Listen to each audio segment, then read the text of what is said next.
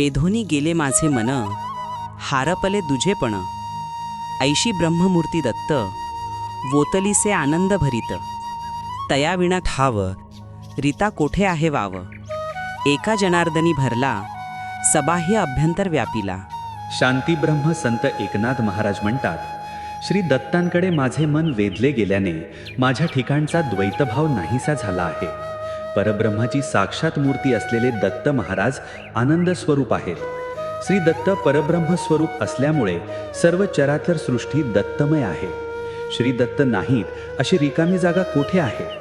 सद्गुरू जनार्दन स्वामींचे शिष्य संत एकनाथ महाराज म्हणतात, श्री गुरुदेव दत्त हे माझ्या आत व बाहेर म्हणजेच सर्वांत व्यापून राहिले आहेत. श्री दत्त जयंती निमित्त हार्दिक शुभेच्छा. जय जय रामकृष्ण हरी.